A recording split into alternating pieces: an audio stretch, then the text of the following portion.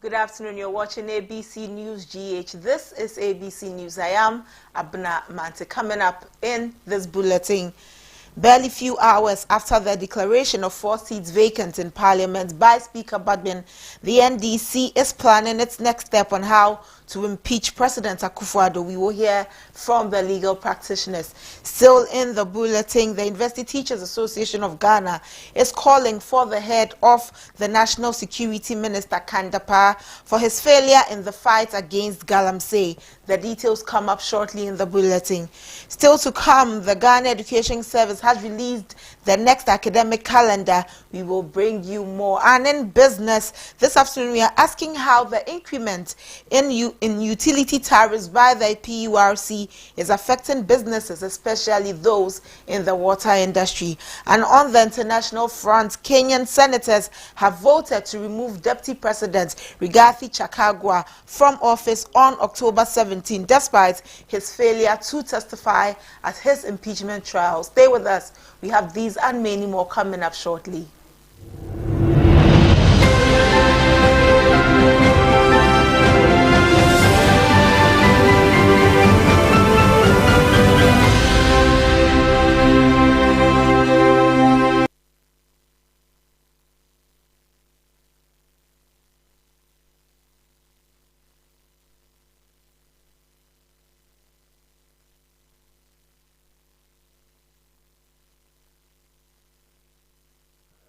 We are grateful for your time this afternoon. We are streaming on YouTube.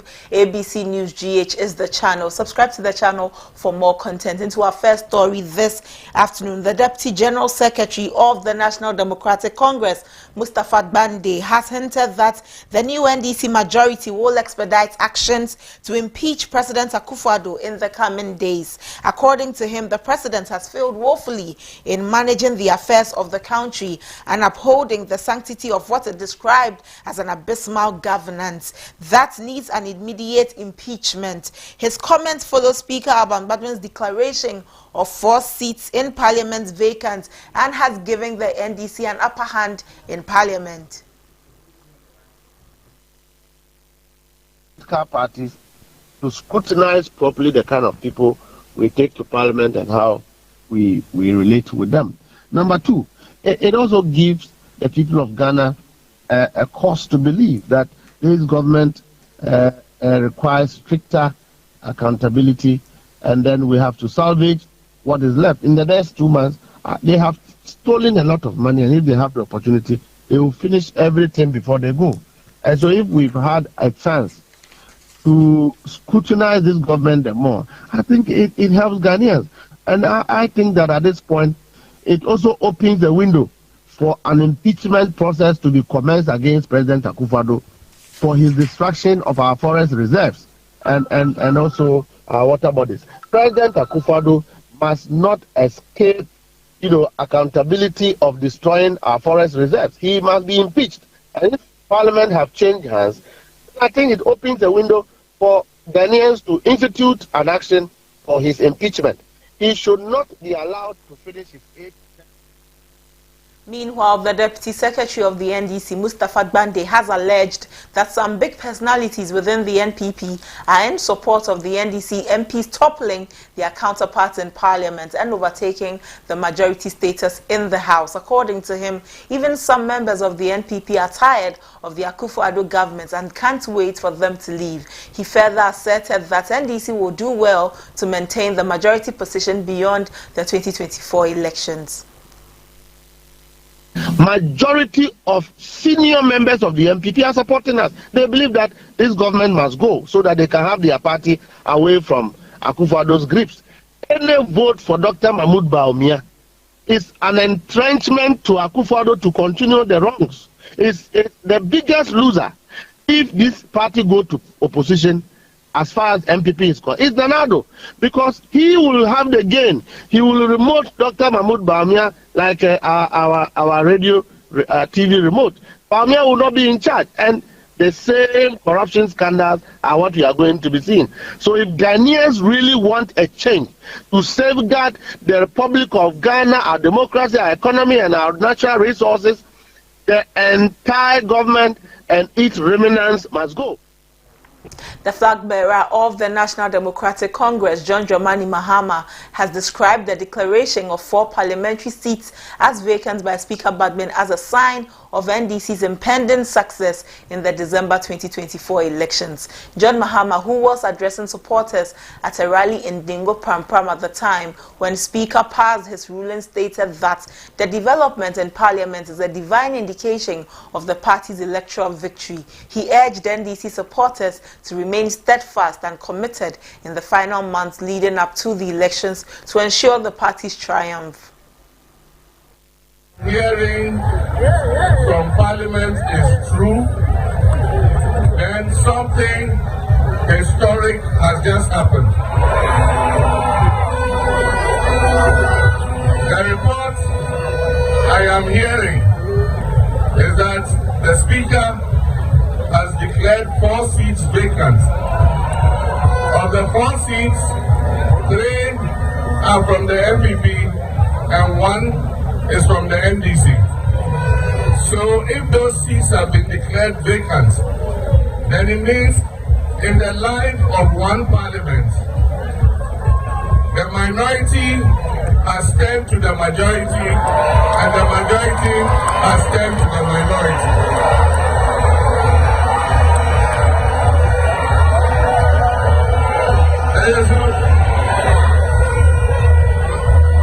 So for me, God is even showing a sign of what is going to happen. Because even before we have cast one single ballot, the NDC has become the majority. But we have to make it a reality on 7th December 2024. And that is when the people of Ghana are going to cast their votes. And I know that 7th December 2024 is going to be a watershed event that will change the course of Ghana's history.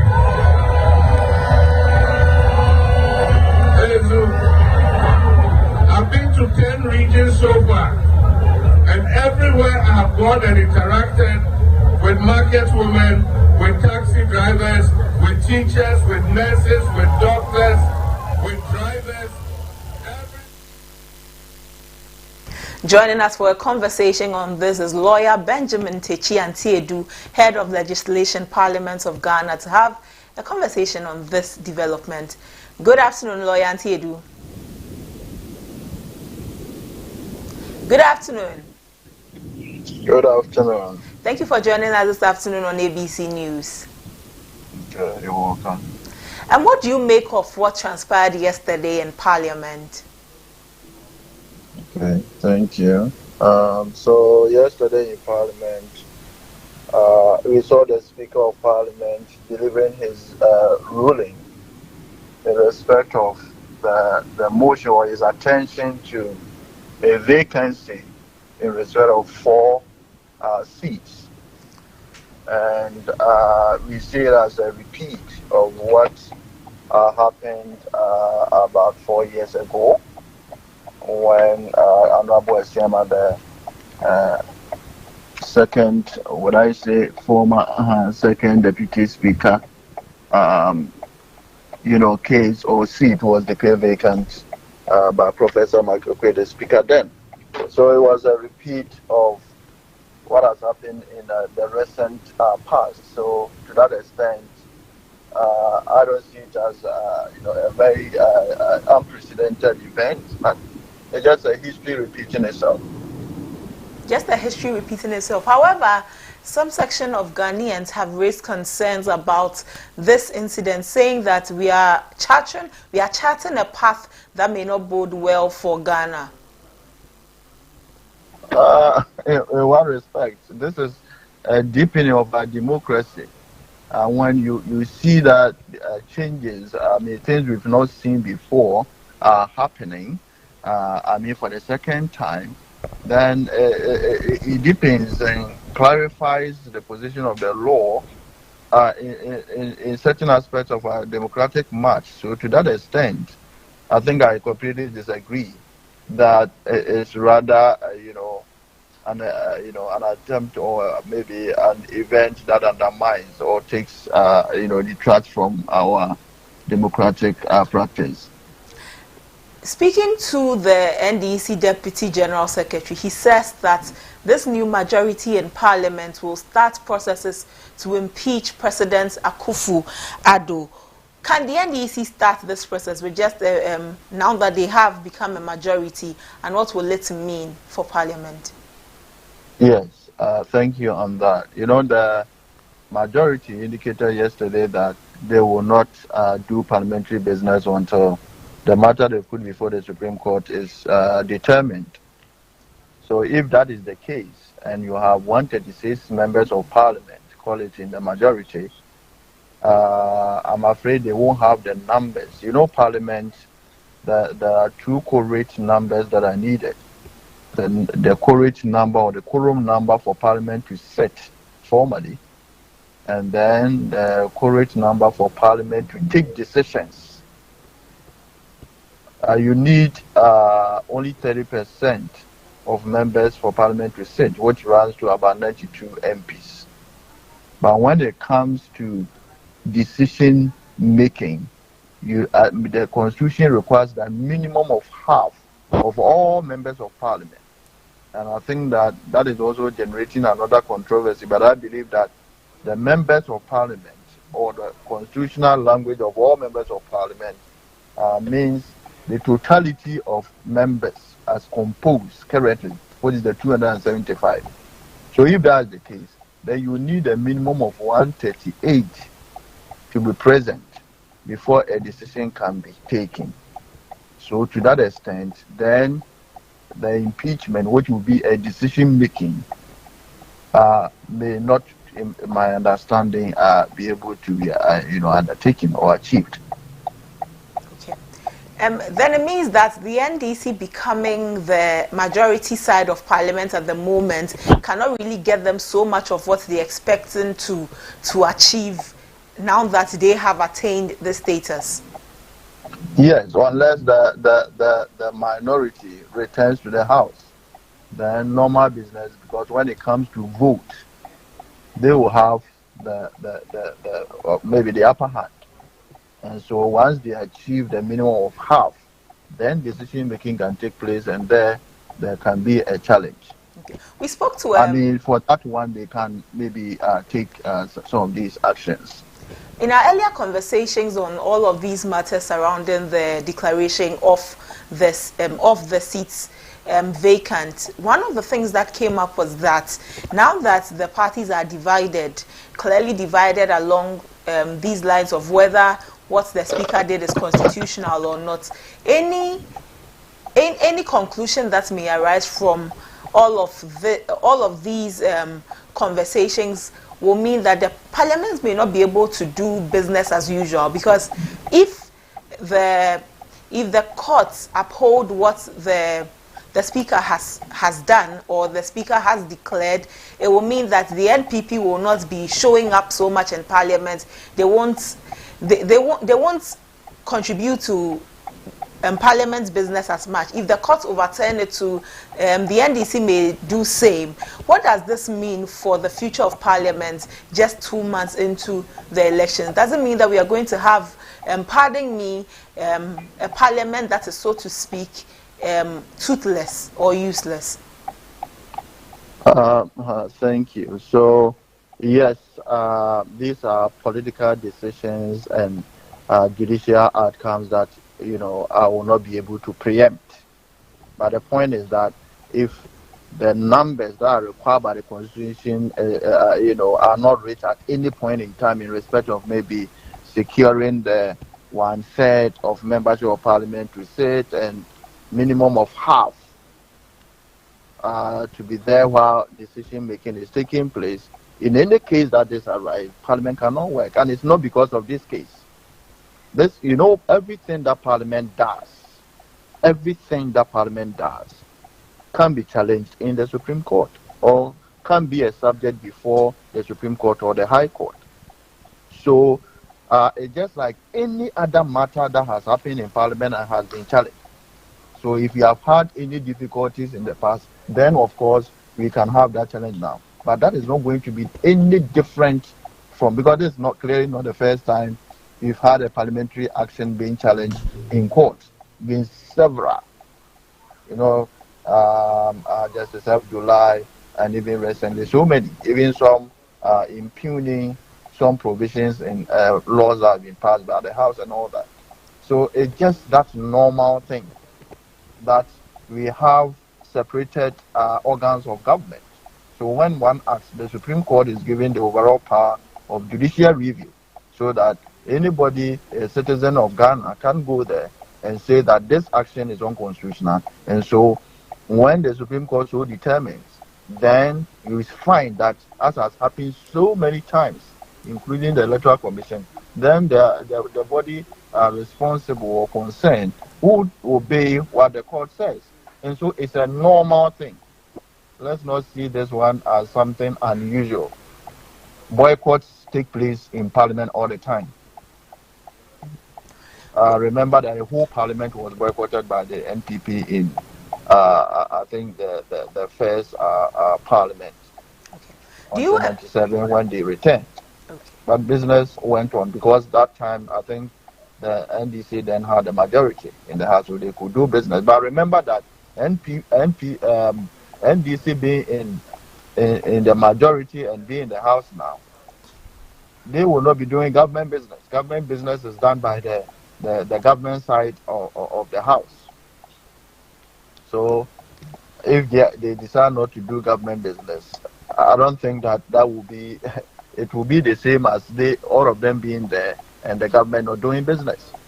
Well, Benjamin, do you envision the Supreme Court overturning the Speaker's declaration? So you want me to be a soothsayer, but in this case I cannot be. This is a matter of law, and the Supreme Court has that province, total control, exclusive jurisdiction to determine, or to interpret the Article 97, 1G and H that have been, impugned in this matter. And so I am quite disabled to say it will go here or there. Well, so we leave it to the court to determine, and then we follow the path that the court will come out with. Well, before you go, many have said that, well, the Speaker took a decision based on a precedent, and that this is a bad precedent to follow. Do you agree to that? Again, please. Many have said that the Speaker basing his decision to declare the vacant seat is because he followed the precedents. But they have also said that this is a bad precedent for the Speaker to follow, because it doesn't show a very clear pathway for the way Parliament works. Do you agree with that assertion? Well, I will not be. I will not be able to say that the Speaker erred or maybe bad for following precedent. In fact, the immediate thing to do is to follow precedents. We follow the common law tradition where precedents, even in the court, is the first attempt. Is until you are able to, depart from the precedent by reasoning that is, persuasive, that for maybe this is the precedent, but now I have a very strong reason to depart. So the first line of safety is what was chosen. And this one, we're not talking about the first Parliament or whatever, the immediate past Parliament. And so if when did it become a crime for you to follow precedents? So when the first time it was done, was it bad for our democracy? So I don't get that argument. If it was bad for our democracy, then this one is bad for our democracy. But I have not seen how bad it has been, truthfully. But so the Speaker has the power to do what he did. The Speaker has the power to do what he did. Anything that any institution or any public institution does can be challenged. And so when it's challenged, then the Supreme Court will also have that power to make that determination. So now that the Speaker has made, we have to respect that decision. When it is overturned or affirmed, then we go by it. So it's that simple. Well, in this decision, does this invalidate the deputy speakership of Honorable Esiama? Automatically, because the constitution is clear for that a deputy speaker of parliament must be a member of parliament. So once you lose that membership, then it goes automatically. Thank you for speaking with us, Benjamin Antiedu. You're welcome. Benjamin Antiedu is the head of legislation at Parliament. Still on parliamentary matters, the New Patriotic Party members of Parliament have declared their intention to boycott parliamentary proceedings until the Supreme Court issues a ruling on recently declared vacant seats. Majority Leader Alexander Afenyo-Markin announced this decision during an interview on Thursday, highlighting the party's commitment to the rule of law amid rising tensions in the political landscape. The boycott stems from Speaker of Parliament Alban Gbadbin's controversial ruling, which declared 4 parliamentary seats vacant, 3 belonging to the NPP and 1 to the NDC. This ruling follows a motion filed by former Minority Leader Haruna Idrisu invoking Article 97 Clause 1 Subclause G of the Constitution and questioning the status of MPs who switched party affiliations ahead of the upcoming December 7 elections. Let's listen to Afenyo-Markin. Avoided service of the writ to do the bidding of the NDC is so clear, but we believe in the law. We, as the majority caucus,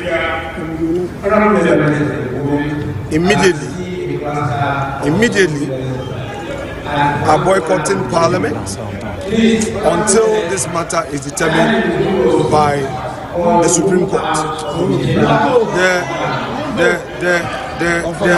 The Speaker has no right to interpret the Constitution, and it is so clear that what he did was to give advantage to the NDC and do the bidding of the NDC. We are not going to go further to litigate. We have a process at the court. We'll follow it up. If the court makes a pronouncement, we'll respect the orders of the court, but because we believe that the issues we have raised are issues for interpretation. Thank you very much. Joining us on phone is Professor Bafo Ajimendria. He is a governance expert, and let's talk to him on the back of this conversation. Good afternoon, Prof. Thank you for joining us. Good afternoon, and thanks for having me. Prof, NPP says they will be boycotting parliamentary proceedings until the Supreme Court has made a judgment or taken a decision on what the Speaker did yesterday in Parliament. What does this bode for our governance as a country? Certainly this action will mean that governance will come to a standstill, government business will stall, and I'm not sure the consequences of all that. But certainly I can foresee some kind of chaos in our legislative processes. The inability of Parliament to do its work. Because after all, there's no significant majority in the House, and with the boycott, the remaining parliamentarians, most of whom will be going out on their campaigns, we're going to find an empty Parliament. In that respect, I'm afraid the third leg of governance, that is, apart from the executive and the judiciary, will simply be silent, and that is not what we want to see as Ghanaians. Is going to suffer. What does this mean, and what implication does this have on our overall government? It will mean instability in our political processes. Much of our politics, by the way, besides the public pronouncements and campaigns that we see, they take place within Parliament, because that's where the executive submits policies and decisions for reviews and ratifications, and for the Parliament to be cross-checking or oversighting the executive and all. So if that part of governance is stalled, then of course there's a serious vacuum in the operations of government. That is why I do not wish to see what the NPP is proposing to do. So in that respect, I'm hoping that the Supreme Court, where I think a petition has been filed by the NPP, will take up the case and on the certificate of urgency make a determination so that both parties hopefully will respect the decision of the Supreme Court for governance to resume. Prof, many have said that the NDC's decision to invoke this Article 97 was needless, looking at the fact that we just have 2 months into the elections. Do you agree with this? Actually, I've made a similar pronouncement on a previous forum where I spoke. Because you see, the Constitution provides that when there's a vacancy within 3 months, by-elections should be held. But in this particular case, we don't have the 3 months because in less than 2 months or so, we're going to have elections. So that provision will not apply in this case. So what is going to happen is that those 4 areas, the 4 constituencies where these parliamentarians are vacated, so to speak, will be without a representation. And as you know, representation is a key requirement in democratic governance. We cannot have that. That's why the issue of SALF, the OT region or so, has been a major concern to most of us who want to see a true democratic practice in the country, because people in Seoul have been denied their representation for the past almost 4 years. So in the same way, I think depriving the 4 constituencies of representation raises a lot of questions about this. And all these are issues that perhaps the Speaker should have taken into serious consideration, looking at the timing of this event and the possible chaos he's going to create by his decision, and the fact that the 4 constituencies will be denied of representation. All these could have been mitigating factors influencing the decision that he made. Taten, can this decision be on the NPP as a party? Say it again, please. How adverse will this decision taken by the Speaker be or affect the NPP as a party? Well, of course, the immediate effect is the fact that they lose their majority in Parliament, which means they're going to lose chairmanship of so many committees, the critical committees in Parliament. And secondly, the executive, that is the president, is going to be hamstrung. I mean, is not going to be able to get the full cooperation as he needs. Already, I read somewhere that a vocal NPP parliamentarian is threatening to have a legislation that will abolish the e-levy. That is a major source of income for this and future governments and all. So they're already making these kinds of decisions that could weaken the executive in its ability to rule. So all that means that we're going to have a serious destabilization in our political processes. And I don't think at this point, with the serious economic hardships that we are all facing, we need to add to ourselves such a political chaos. With what has happened, would you say that the NDC is holding the country to ransom, especially as now 4 constituencies have been left without representation in Parliament? Well, I wouldn't say outrightly that they are holding the nation at ransom. There is some sense in what the Speaker did. My only regret is that the Speaker could have delivered a masterstroke in terms of the decision that he made, by first acknowledging the fact that these people vacated, they may have infringed the Constitution, even though I'm beginning to hear some constitutional lawyers arguing that, in fact, they have not, because their intention is to leave their current parties to be independent after their tenure. They have not declared that they are out of, or they've left their parties. And again, lawyers can argue back and forth. But the fact is that when you are elected to Parliament, you have a mandate of your people for 4 years. And they did not personally submit official resignation to anybody. It was a member of Parliament who observed that these people their names have appeared on the voter roll, and therefore it meaning that they have left their party. So I'm not a lawyer. I'm not a constitutional lawyer by any standard. So I can leave that to the lawyers to argue. But the fact is that if I have an intention to do something tomorrow, you don't use that intention for tomorrow to kind of rule on me today. That for me as a layperson, that even I find a little bit obnoxious. But the Speaker had decided to use their intentions, even if their names are published, the effectiveness of that publication is not today. It is during the elections, so to speak. So there are all kinds of issues that I don't have answers for. But what I'm concerned about is the obvious instability in our politics and acrimony that's going to be deepened. And that's not what we want. I think this nation, we have suffered already, economically speaking, and this two-party dominant system that we have, and it's beginning to raise up all kinds of questions about the way we want to practice democracy to our own detriment. Finally, the NDC is threatening to impeach the president. Is this at all necessary?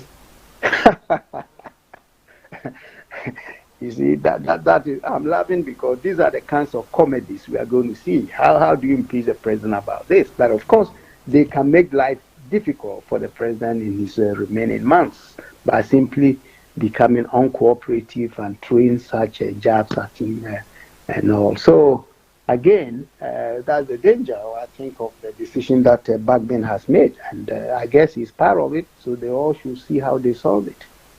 Thank you for speaking with us, Prof. My pleasure. Professor Bafo Ajimandua is a governance expert, and he's given us his opinion on this conversation about the vacancy of seats in Parliament as declared by the Speaker of Parliament. Let's take a break. We will be back.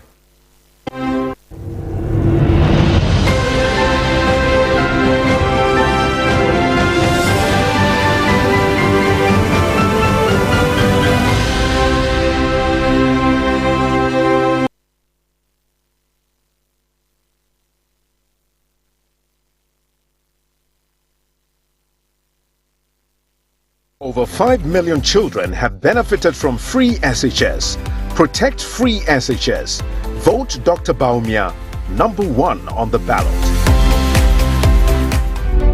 One night, 100 leading companies, 100 coveted business awards. This is the Ghana Club 100, powered by GIPC. It's time to honor Ghanaian companies that have stood the test of time, made an impact, and are blazing the trail in their respective industries. Join us for the 21st edition of the Ghana Club 100 Awards on Friday, October 25th, 2024 at 6 p.m. at the Palms at La Palm Royal Beach Hotel. Purchase your tickets now via the USSD short code *365*2100#. Alternatively, you can call 0243-534-559 or 0247-600-860 to RSVP. This event is under the auspices of the Office of the President, Ranking Partner, KPMG, Ticket Partner, COBA, Diamond Sponsors, Platinum Sponsors,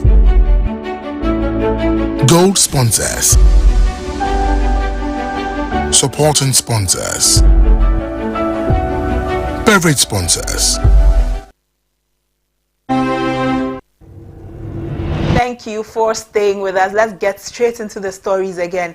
The University Teachers Association of Ghana, UTAG, through its UTAG Secretary, Dr. Jerry Harrison, has issued a strong call for the immediate dismissal of the Minerals Commission and National Security heads, citing their inefficiency in managing proper mining in the country. Speaking on ABC in the Morning today, Dr. Harrison lamented that there is so much at stake currently. Ghanaians are watching and listening. He expressed deep concern over the state of the country's environment, particularly the widespread destruction of water bodies.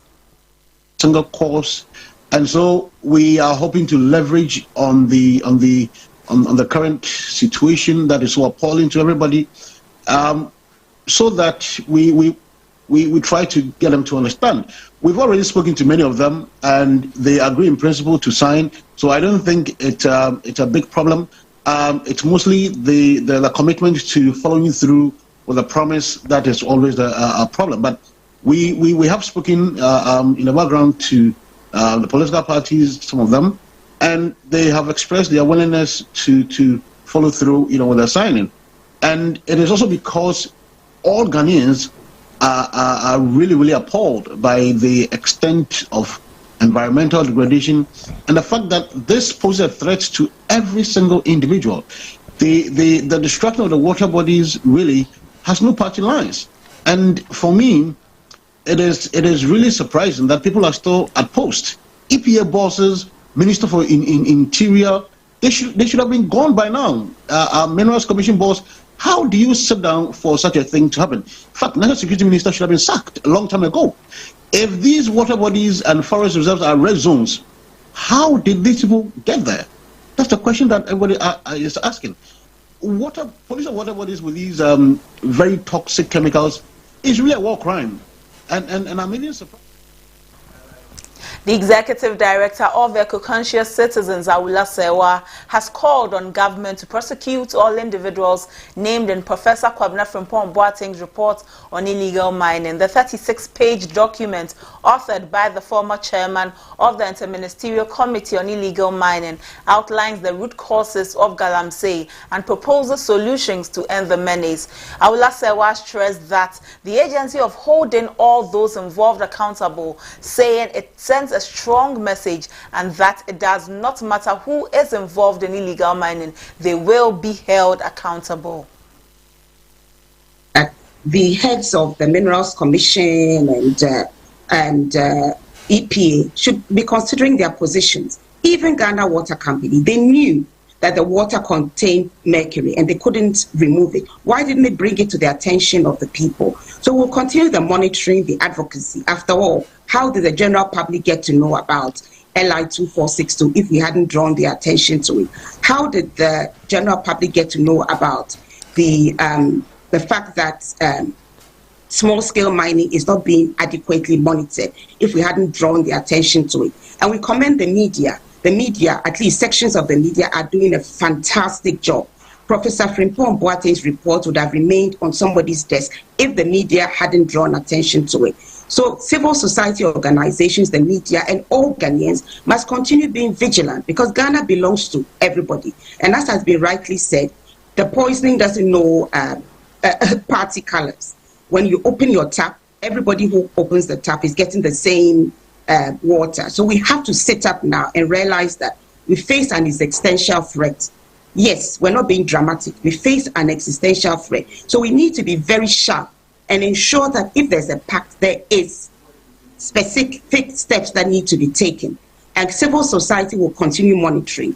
And we will continue saying that the head of the Minerals Commission must go for continuing to issue licenses. When we are Away from that, the Ghana Education Service has released the academic calendar for the 2024-2025 school year for basic and senior high schools. In a statement signed by the acting director for the Schools and Instruction Division, Prince Sia Jemendria, he stated that the new academic year will begin on Wednesday, October 30 for all senior high schools. The GES noted that first-year students in single-track and transitional schools will end the current academic year on Monday, October 28.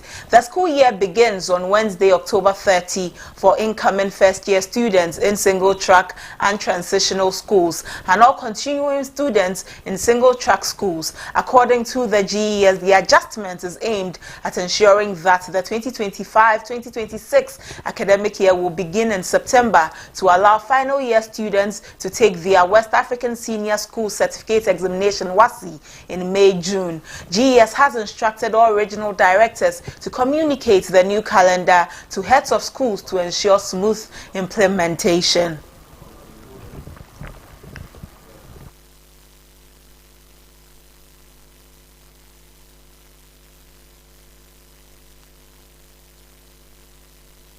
President Nana Addo Dankwa Akufo-Addo has commissioned an ultra-modern urology and nephrology center for excellence at the Kolebu Teaching Hospital earlier today as part of government's efforts to upgrade healthcare delivery in the country.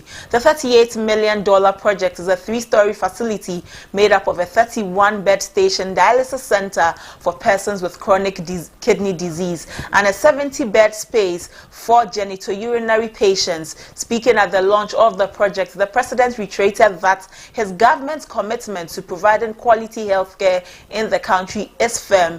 He stressed that the project will provide service to aged persons who are most prone to kidney and urinary diseases. This has been recorded in reducing neonatal, infant, and under 5 mortality rates, ensuring equitable access to healthcare services for children across the country.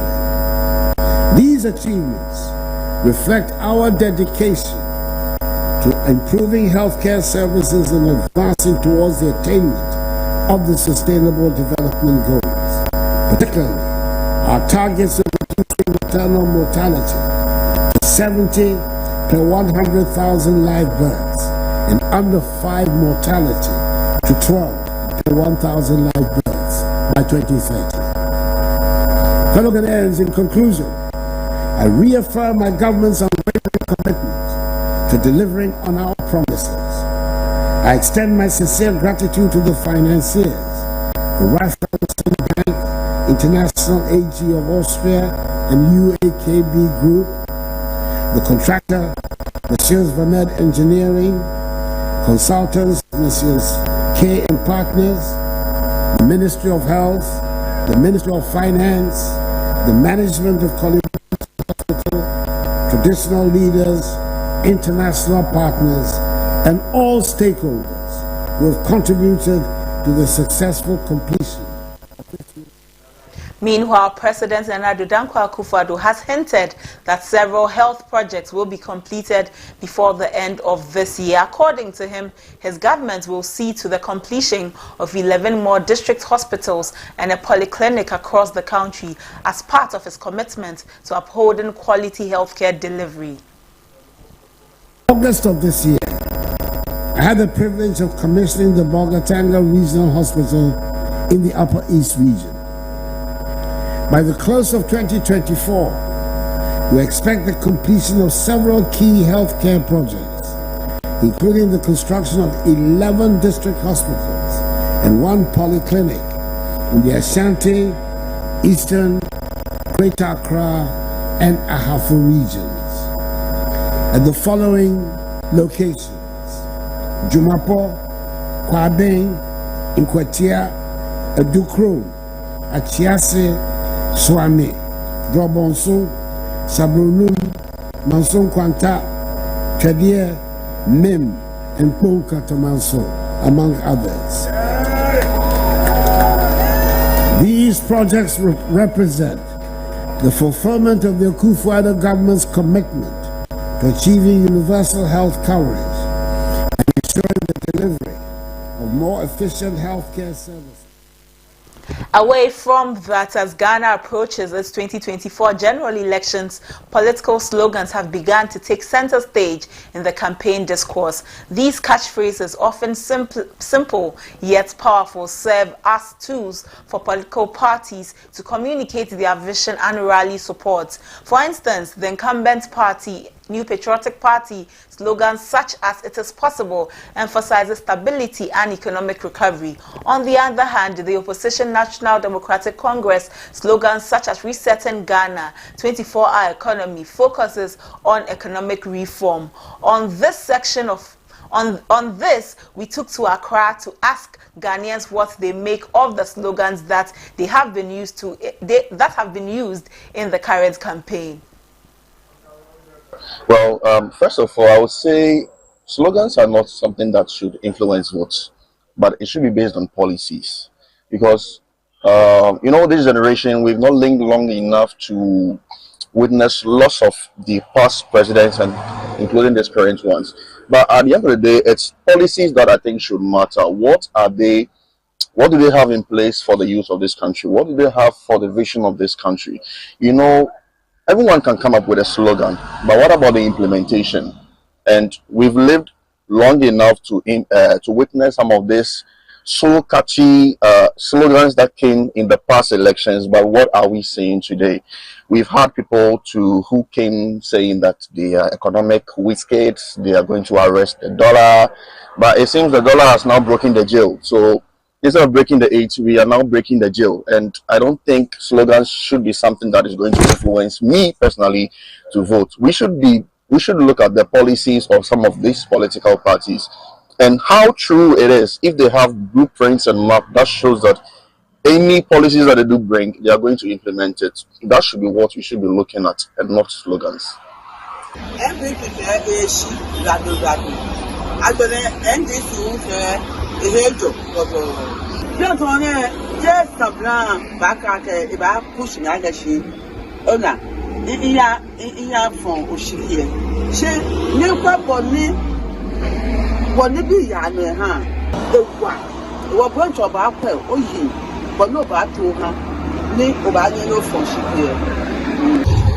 Breaking the 8. Actually, I'm not sure about it because looking at things going on in Ghana, Baumia has actually failed us due to some one or two things that he came to say. He said previously when they were coming on power, it was like taxes will come down, but taxes have now gone high. The youth are suffering actually by that.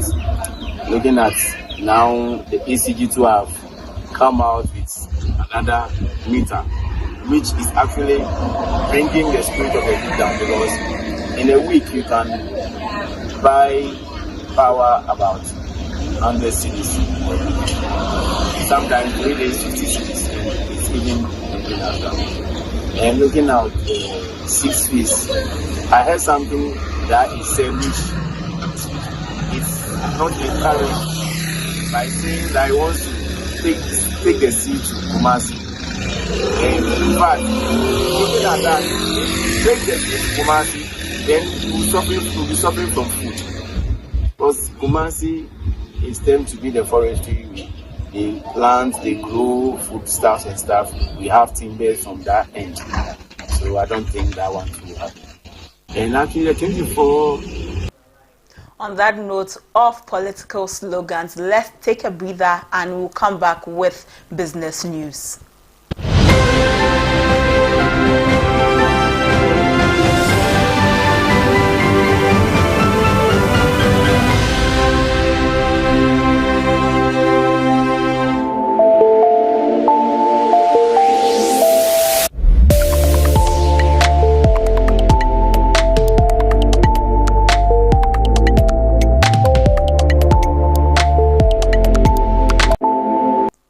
At the beginning of this month, the Public Utilities Regulatory Commission, PURC, announced an increase in electricity and water tariffs for the third quarter of 2024, with a 3.02% hike in electricity and a 1.86% rise in water, effective October 1. PURC highlighted that this adjustment was influenced by factors such as inflation, exchange rate fluctuations, and changes in gas prices. The new tariff adjustments applied to all categories of consumers across the country. In this regard, my colleague Andy Opondenchi visited the McBell's Company Limited, a water manufacturing company in the Ladade Kototbon Municipal Assembly, to see how the upward adjustment is affecting water production in the country. The Public Utilities Regulatory Commission of Ghana, that's PURC, informed its consumers, Ghanaians, on the 1st of October about the increment of electricity and water bill, that's to 3.02% and 1.86% respectively. Today on Business Fix, we have come to McBell's Company Limited, that's producers of Bell's water and beverages, to find out how this has impacted their business. Ever since this increment, we've not had the opportunity to increase our prices, because usually water is a commodity that is hard to sell at a price that the people cannot buy.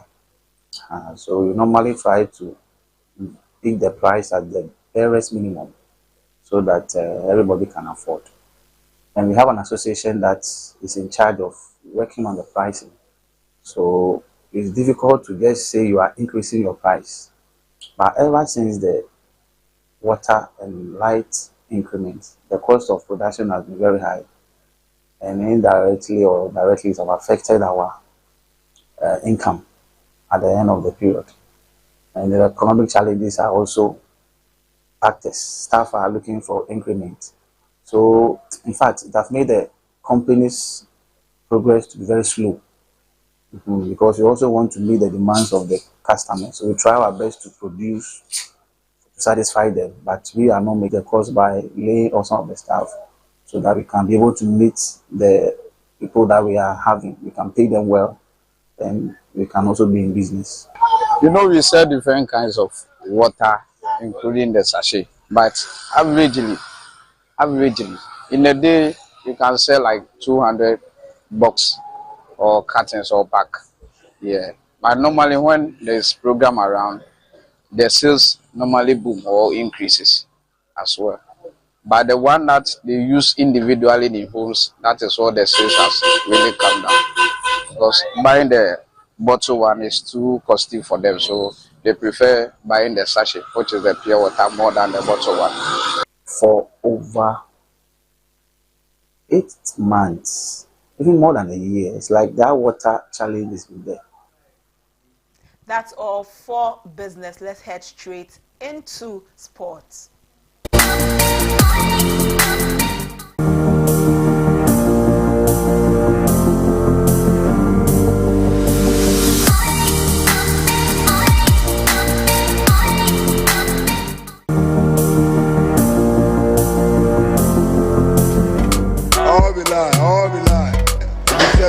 Thank you, boss.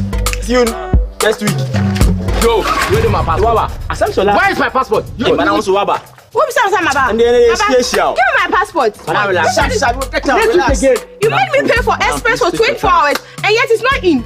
You come last year telling me this. What's going on? Hello. This man here has taken my money. That within 24 hours, he'll do my passport for me. Oh, see, that's the same thing applies to me. He told me last night. He's telling me this week. Process. That's what they do. Yeah. Oh, madam. Please relax. I'll get for you in 24 hours. Hey, Goroma. So you never change? Eh? You get passport for someone within 24 hours, Madam Obwa. See, the normal working hours is 9 to 5. Eh? Not 24 hours, yeah, I'm fat. I'm fat.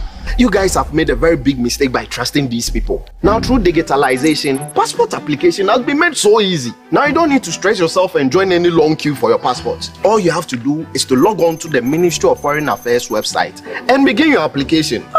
By buying a passport application voucher online. Simple and easy. And very soon, all you need to get your passport will be your Ghana card. What is it true? Yeah, Obisa. It is possible. You are so quiet, you didn't know this. I feel like this. Come on. Come on.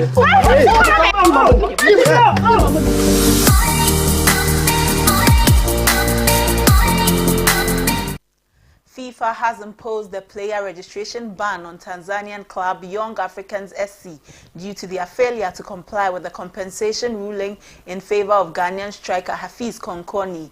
The ban prevents Young Africans from registering any new players until they compensate Konkoni for the agreed upon compensation. Konkoni had joined Young Africans on a 2-year deal from Bichem United in 2023, but his contract was prematurely terminated after just 1 year without payment of the remaining signing-on fees. Additionally, the club removed his name from the Tanzania Football Federation system without his consent, further aggravating the situation. Konkoni subsequently filed a complaint with FIFA, which ruled in his favor.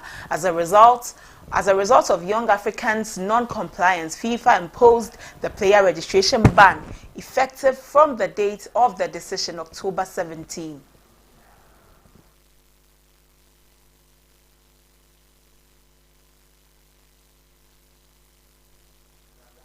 That's all for sports. Up next is international news.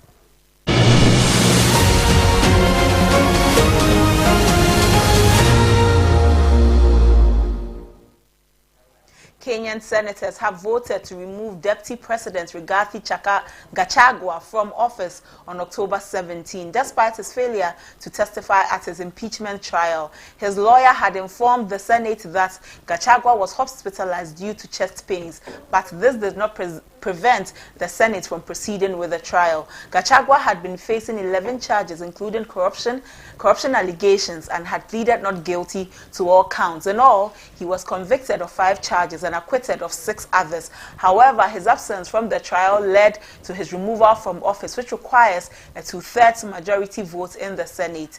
The Senate's decision is final, and Gachagua will no longer hold the position of Deputy President of Kenya.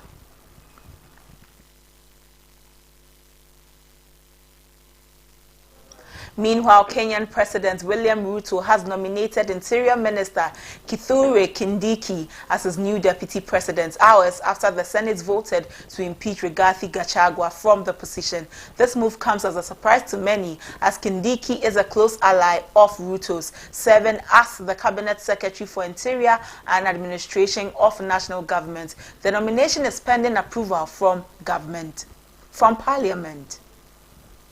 Honourable members, pursuant to the provisions of Standing Order 42.1, I wish to report to the House that today morning I have received a message from His Excellency the President regarding the nomination of Professor Kithure Kindiki, EGH, to fill the vacancy which has occurred in the office of the Deputy President of the Republic of Kenya following the impeachment of the previous office holder. Honourable members, as you are aware, Article 149(1) of the Constitution provides as follows, and I quote, "Within 14 days after vacancy in the office of the Deputy President arises, the President shall nominate a person to fill the vacancy, and the National Assembly shall vote on the nomination within 60 days. Hamas leader Yahya Sinwar was killed during an Israeli military operation in Rafah in Gaza on October 17. The Israeli Defense Forces and Israel's Shin Bet intelligence agency jointly confirmed the killing, stating that it was the culmination of a year-long pursuit.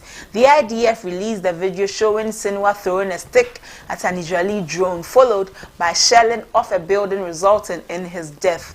A senior Hamas official acknowledged the killing, but emphasized that the group cannot be eliminated with the loss of its leader.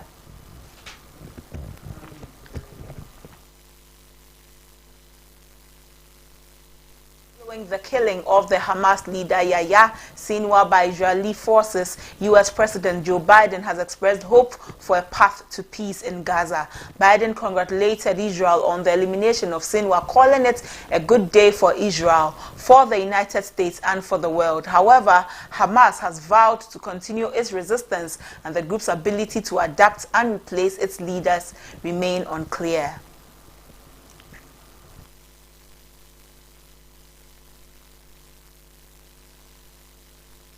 That's all for international news. Let's take some entertainment stories.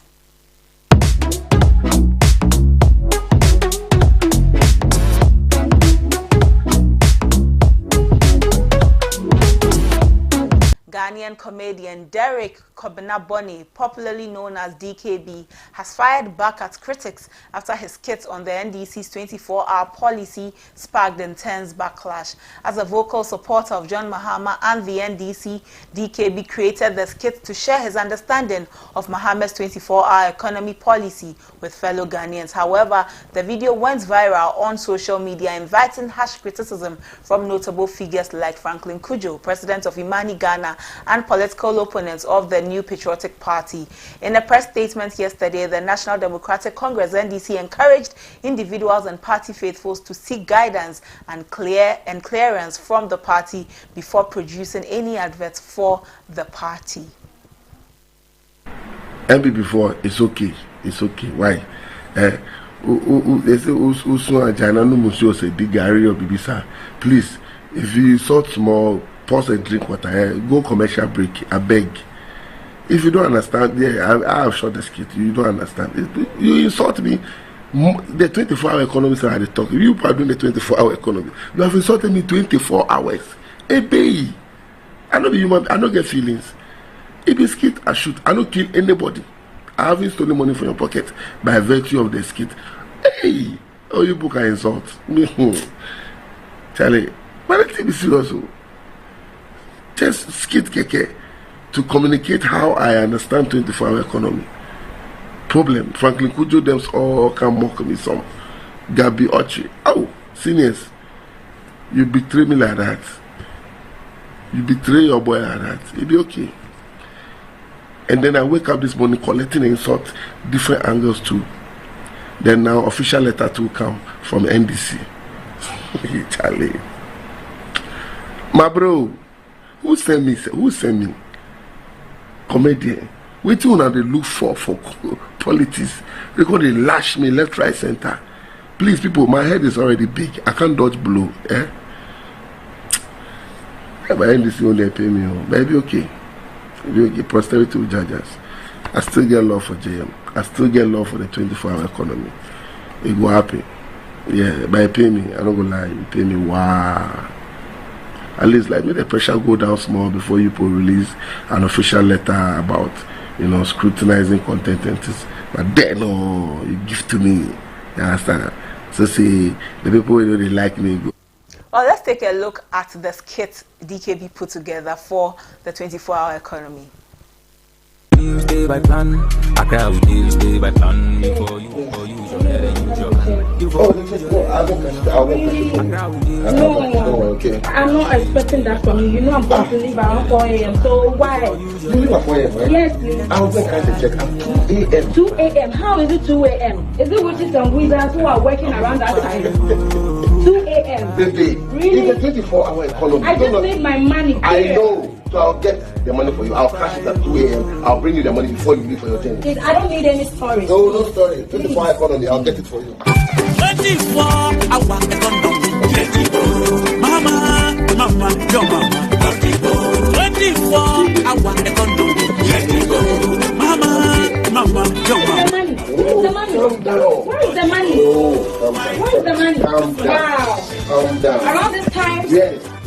How were you able to cash this check? I went to my family. Really? Working around this time? 24 hours economy. You can cash a check any time of the day.